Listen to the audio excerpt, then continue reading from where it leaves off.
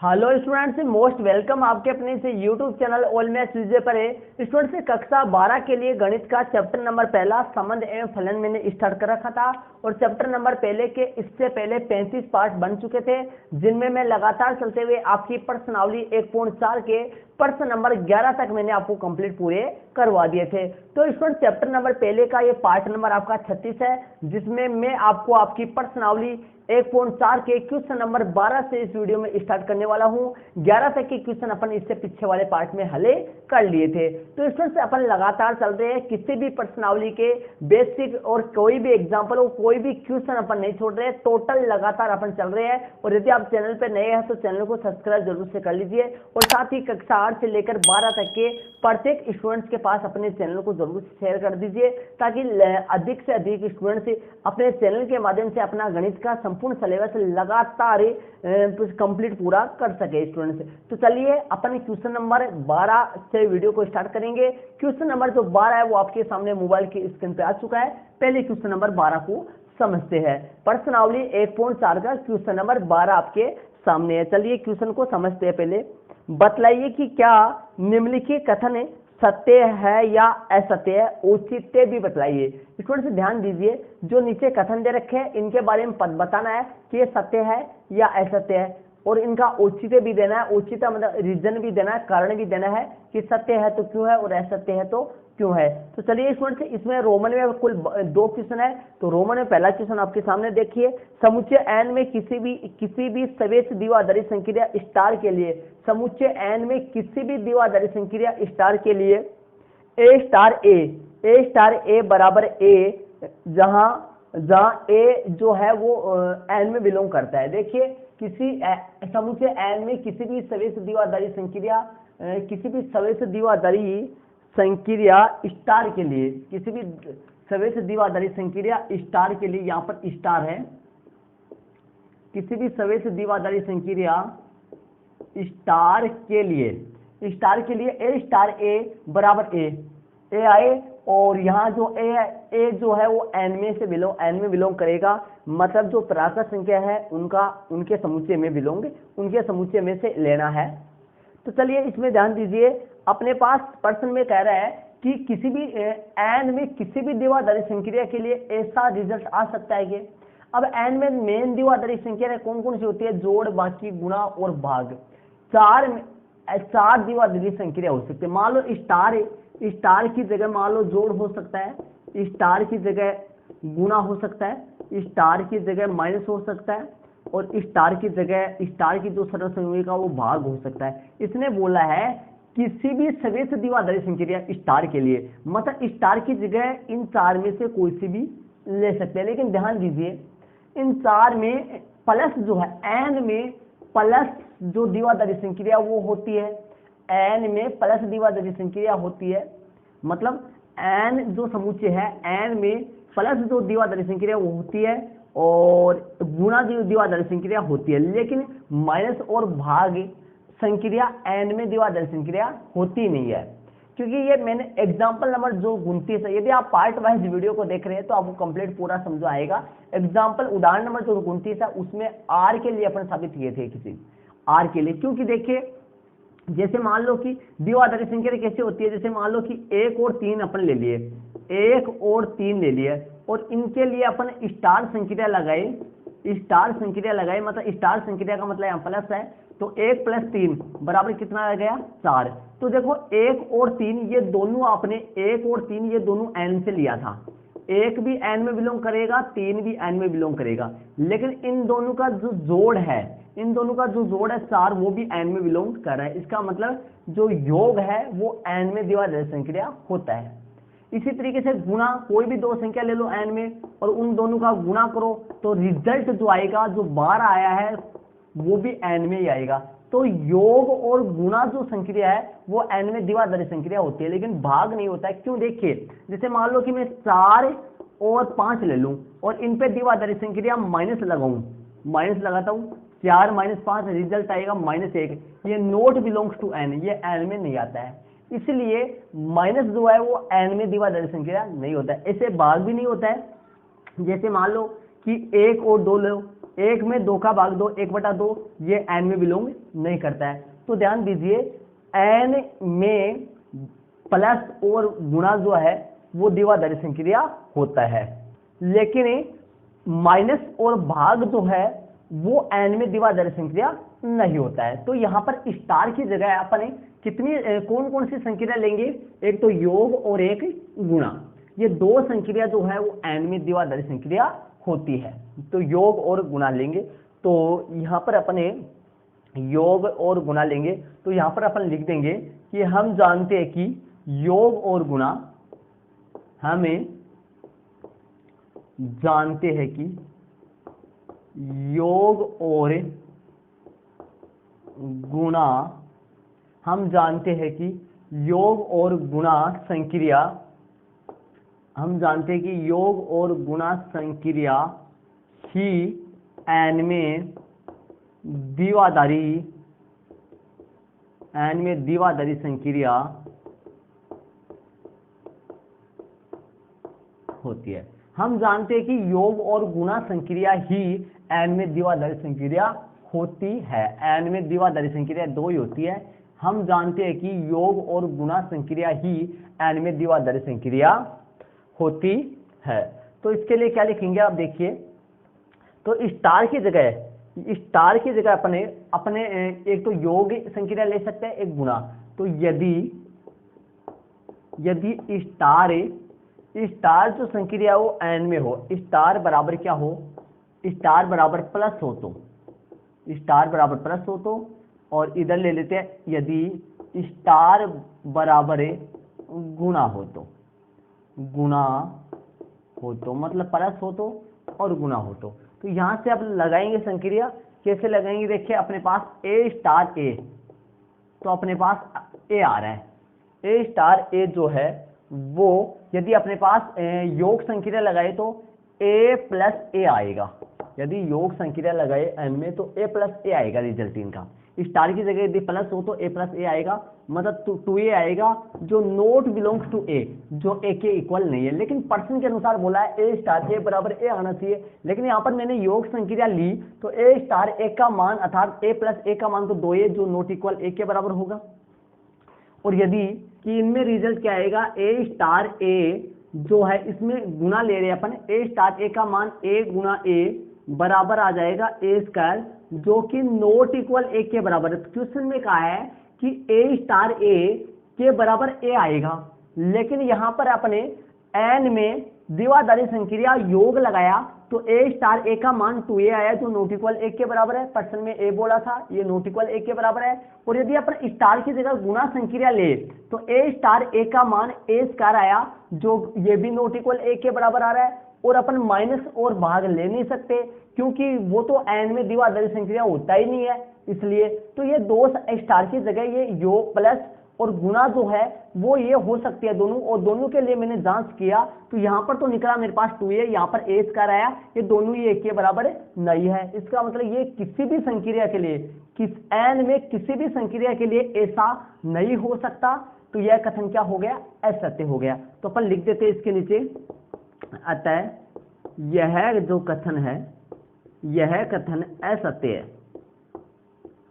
असत्य मतलब ये जो कथन है वो असत्य सत्य नहीं है, ये इसका आंसर आ गया। तो रोमन में पहला हो चुका है जिसका ये जो कथन है वो सत्य नहीं है, असत्य आया है।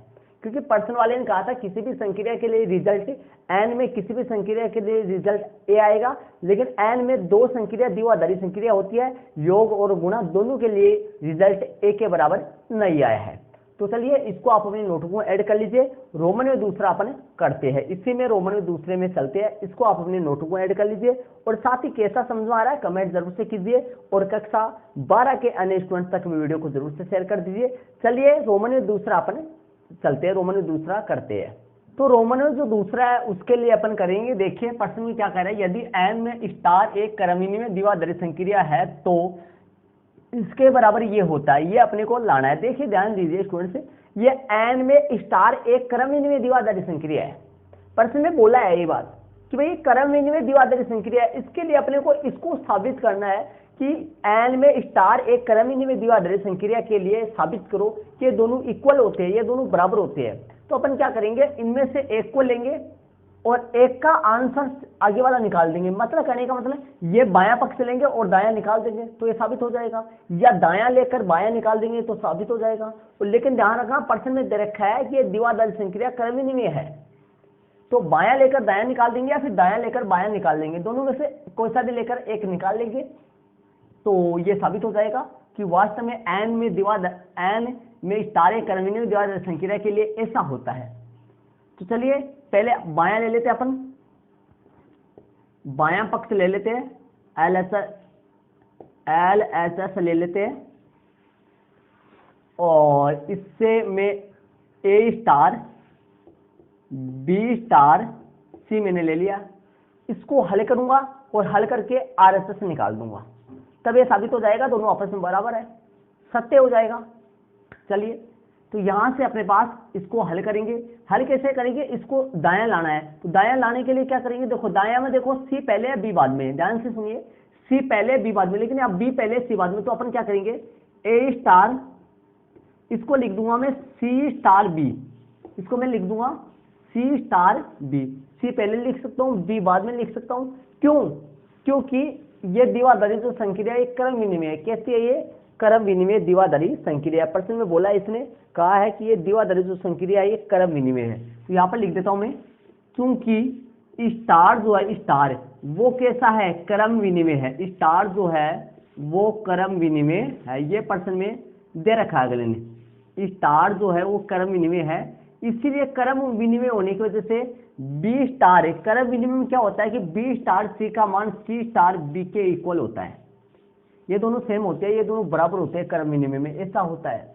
बी स्टार सी का मान सी स्टार बी के बराबर होता है, तब मैंने बी स्टार सी था, इसको मैंने चेंज करके सी स्टार बी लिख दिया, ऐसा लिख सकते हैं अपन, क्योंकि स्टार यहाँ पर क्रम विनिमय है, प्रश्न में दे रखा है।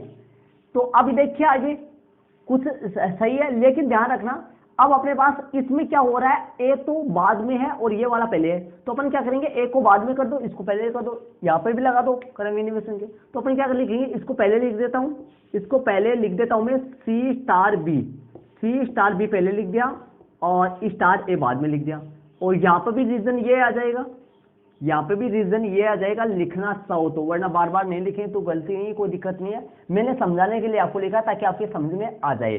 तो मैंने क्या किया, इसमें दो काम किया है, देख लिए दो काम इसमें मैंने करा है, मतलब सेम रीजन ही यहाँ पर भी लिख देंगे। देखिए यहाँ पर क्या हुआ था, बी स्टार सी था, मेरे को सी स्टार बी चाहिए था, तो मैंने इसको चेंज कर दिया। क्यों चेंज कर सकता हूं मैं, क्यों कर सकता हूं, क्योंकि स्टार क्रम विनिमय है। क्रम विनिमय में क्या होता है कि ए स्टार बी जो है वो बी स्टार ए के मान के बराबर आता है, तो यहाँ पर बी स्टार सी, सी स्टार बी मैंने लिख दिया इसको।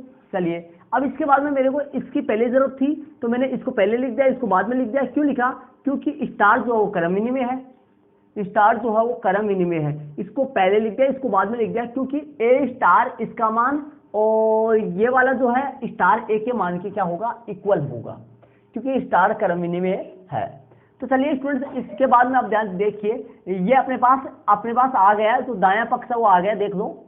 तो यहां पर मैं लिख देता हूं, ये आ गया RHS। तो अतः यह जो कथन है, अतः यह कथन कैसा है, सत्य है। तो ये इसका आंसर आ गया, ये जो कथन सत्य है, और पीछे रोमन में पहला जो था वो असत्य था, ये सत्य है, वो असत्य था। तो मैंने LHS से लेकर RHS निकाला है, चाहे तो RHS से लेकर LHS भी निकाले सकते हैं। तो रोमन में दूसरा हो गया, इसको आप अपने नोटबुक में ऐड कर लीजिए। चलते हैं क्वेश्चन नंबर 13 अपने करते हैं। ये वाला प्रश्न नंबर 12 था जिसमें रोमन में 2 थे, इनको आप अपने नोटबुक में ऐड कर लीजिए, मैं साइड में हो चुका हूं। और प्रश्न नंबर 13 में अपन चलते हैं, प्रश्न नंबर 13 को अपन हल करेंगे। तो चलिए प्रश्न नंबर 13 को समझते हैं। तो स्टूडेंट प्रश्न नंबर जो 13 है वो आपके सामने है, प्रश्न नंबर 13 को पहले समझते हैं। देखिए प्रश्न नंबर 13 में ध्यान दीजिए, ए स्टार बी बराबर ए क्यूब प्लस बी क्यूब प्रकार से परिभाषित एन में एक द्विआधारी संक्रिया स्टार पर विचार कीजिए। अब निम्नलिखित में से सही उत्तर का चयन कीजिए। विकल्प वाला प्रश्न है, तो जांच करनी है कि स्टार के लिए सही विकल्प ए में दे रखा है, आपके सामने विकल्प है, ए में दे रखा है स्टार साचरीय तथा क्रम विनिमय दोनों है। बी में दे रखा है स्टार क्रम विनिमय किंतु साचरीय नहीं है। सी में दे रखा है स्टार साचरीय किंतु क्रम विनिमय नहीं है। डी में स्टार न तो क्रम विनिमय और न साचरीय। देख लेते हैं कौन सा आएगा, निकालते हैं। निकालने का पता लग जाएगा। जांच करना है क्रम विनिमय और साचरीय की, जांच कर देते हैं क्रम विनिमय और साचरीय की, पता लग जाएगा। चलिए मैंने लिख दिया है ए एन में ए स्टार बी बराबर ए क्यूब प्लस बी क्यूब द्वारा परिभाषित द्विआधारी संक्रिया है। अब यहाँ पर क्रम विनिमय की जांच अपन करते हैं। चलिए क्रम विनिमय की जांच अपन करेंगे। क्रम विनिमय की जांच के लिए अपन करते हैं, क्या करते हैं, पहले ए स्टार बी का मान निकालते हैं, फिर बी स्टार ए का मान निकालते हैं। यदि दोनों माने आपस में सेम आ जाए तो अपन लिख देते हैं क्रम विनिमय है, अन्यथा क्रम विनिमय नहीं है। तो चलिए प्रत्येक A comma B belongs to N के लिए यदि ए और बी एन में से दो संख्याएं ले तो मान निकालते हैं। यहां ए स्टार बी का मान निकालते हैं। पहले यहां ए स्टार बी का जो मान है वो आपके सामने आएगा ए क्यूब प्लस बी क्यूब, तथा बी स्टार ए का जो मान है वो आएगा बी क्यूब प्लस ए क्यूब, और ये बराबर होगा बी क्यूब प्लस ए क्यूब जो है वो ए क्यूब प्लस बी क्यूब के बराबर होगा, क्योंकि जोड़ में जोड़ जो है वो क्रम विनिमय होता है। जोड़ जो है वो क्रम विनिमय होता है। तो चलिए ये क्रम, आप इन दोनों के मान आपस में सेम आ रहे हैं आपके सामने, तो अपन लिख देंगे। इसलिए ए स्टार जो बी का मान है वो बी स्टार ए के मान के क्या आ रहा है, बराबर आ रहा है। ए स्टार बी का जो मान है वो बी स्टार ए के बराबर आ रहा है, और ए और बी एन में बिलोंग करे तो अपन लिख देंगे अतः स्टार जो संक्रिया है एन में क्रम विनिमय, स्टार संक्रिया है वो एन में क्रम विनिमय है। अतः स्टार संक्रिया एन में, अतः स्टार जो संक्रिया है वो एन में क्रम विनिमय है। तो स्टूडेंट्स ये क्रम विनिमय आ गई। अब अपन साचरीय के लिए जांच करते हैं। साचरीय में अपन 3 लेने पड़ते हैं अपने को, ए बी और सी। तो साचरीय के लिए जांच करेंगे। क्रम विनिमय तो ये है, साचरीय के लिए अपने को 3 संख्याएं लेनी पड़ेंगी। तो प्रत्येक, ये प्रत्येक का साइन है A comma B comma C belongs to N के लिए, यदि तीनों जो संख्याएं है वो एन में ले तो यहां मान पहले निकालेंगे ए star A B star c.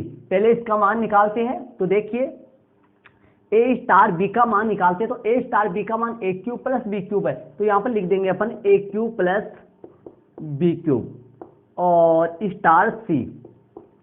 अब इनके ऊपर रिटर्न लगाएंगे अपन, रिटर्न संक्रिया लगाएंगे। तो देखिए ए स्टार बी का मान ए क्यूब प्लस बी क्यूब था, लेकिन ध्यान रखना अभी ये पूरा ए है, ए स्टार बी, ये पूरा ए का मान है, ये पूरा ए का मान है। तो इसी हिसाब से संक्रिया लगाएंगे जैसे लगाए हैं।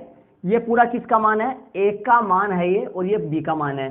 तो ए क्यूब प्लस बी क्यूब, ये पूरा ए है, तो देख लीजिए कैसे लगेगा, ए क्यूब प्लस बी क्यूब का होल क्यूब, ऐसे लगेगा ए क्यूब प्लस बी क्यूब का होल क्यूब और प्लस में सी क्यूब, ऐसे संक्रिया लगेगी। ए क्यूब प्लस बी क्यूब, इस तरीके से संक्रिया लग जाएगी ए क्यूब प्लस बी क्यूब। ये पूरा ए का मान है। ए स्टार बी कैसे हुआ था, ए क्यूब प्लस बी क्यूब, और ये देखिए पहले इनमें लग गया ए स्टार बी ए क्यूब प्लस बी क्यूब, फिर ये पूरा ए का मान है ए स्टार बी ए क्यूब प्लस बी क्यूब। समझ आ गया होगा। चलिए अब मान निकालते। देखिए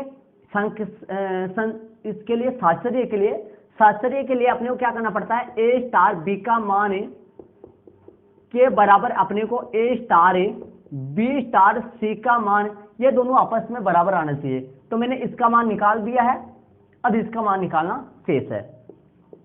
तथा ए स्टार बी स्टार सी, इसका मान निकालना शेष है। तो इसके मान के लिए ए स्टार वैसा का वैसा रहेगा, ए स्टार वैसा का वैसा रहेगा, और इसके ऊपर संकीर्ण लगाएंगे तो बी स्क्वायर बी क्यूब, इसके ऊपर संकीर्ण लगाएंगे तो बी क्यूब प्लस में सी क्यूब, बी क्यूब प्लस में सी क्यूब, बी क्यूब प्लस में सी क्यूब, इनके ऊपर संक्रिया लगेगी। तो चलिए स्टूडेंट ध्यान दीजिए, बी स्टार सी पे संक्रिया लगाया मैंने, इसी हिसाब से जब ए स्टार बी हो तो ए क्यूब प्लस बी क्यूब होता है, लेकिन यहाँ बी स्टार सी था तो बी क्यूब प्लस में सी क्यूब आया। अब देखिए आगे ए स्टार बी, ए स्टार बी, ये पूरा ए है तो ए क्यूब आ जाएगा, और प्लस में ये पूरा बी का मान है, ये पूरा बी का मान है, तो यहाँ पर आ जाएगा बी क्यूब, यहाँ पर आ जाएगा बी क्यूब प्लस में सी क्यूब का होल क्यूब, यहाँ पर ऐसा आ जाएगा। अब देखिए ये दोनों आपस में सेम नहीं है, ये दोनों आपस में सेम नहीं है, तो ये साचर्य नहीं होगा। तो कैसे करेंगे आगे देखिए, क्योंकि इसके बाद में आपको यहां देखना है, क्योंकि ए क्यूब, देखिए ए क्यूब प्लस में बी क्यूब का होल क्यूब प्लस में सी क्यूब, देखिए ए क्यूब प्लस में बी क्यूब का होल क्यूब प्लस में सी क्यूब, ये इक्वल नहीं है इसके, किसके, देखिए ए क्यूब प्लस में बी क्यूब प्लस में सी क्यूब के, ये इक्वल नहीं है। ए क्यूब प्लस में बी क्यूब प्लस में सी क्यूब के इक्वल नहीं है। देखिए ए क्यूब प्लस में बी क्यूब का होल क्यूब प्लस में सी क्यूब, ये जो है ए क्यूब प्लस में बी क्यूब प्लस में सी क्यूब का होल क्यूब के इक्वल नहीं है, तो इसको अपन क्या कर देंगे, नोट इक्वल कर देंगे कि आपस में बराबर नहीं है इसके। तो चलिए अब आगे अपन क्या करेंगे, इनका मान आपस में बराबर नहीं आया है दोनों का, मतलब इन दोनों का जो मान है वो सेम नहीं आया है, तो अपन यहाँ पे लिख देंगे, इसलिए ए स्टार ए बी का मान, ए स्टार बी स्टार ए सी का मान है वो नोट इक्वल आया है ए star A B star c के, मतलब ए स्टार बी स्टार सी का जो मान है वो इक्वल नहीं आया, ए स्टार बी स्टार सी के इक्वल नहीं आया है। तो अपन लिख देंगे, इसलिए स्टार संक्रिया, इसलिए स्टार संक्रिया एन में साचर्य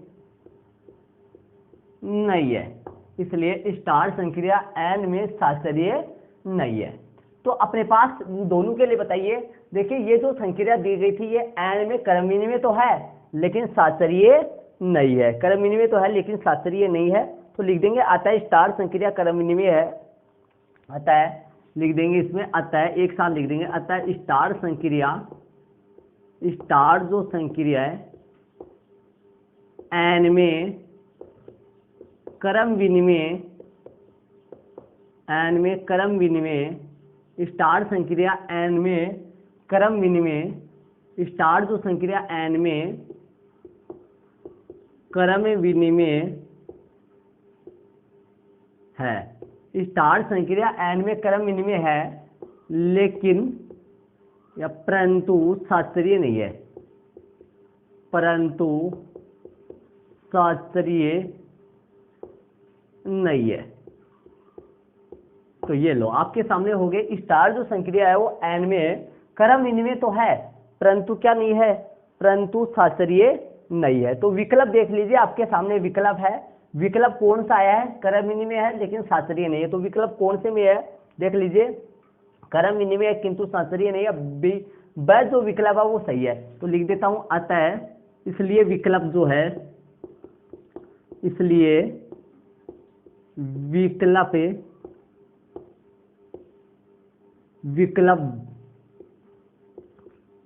बी जो है वो सही है, कि इसका आंसर हो गया स्टूडेंट, बी जो विकल्प है वो आपका सही है। तो ये प्रश्न नंबर 13 हो गया, जिसमें अपने को विकल्प वाला प्रश्न था, स्टार संक्रिया दे रखी थी, क्रम विनिमय और साचर्य की जांच करनी थी, क्रम विनिमय आया लेकिन साचर्य ये नहीं है।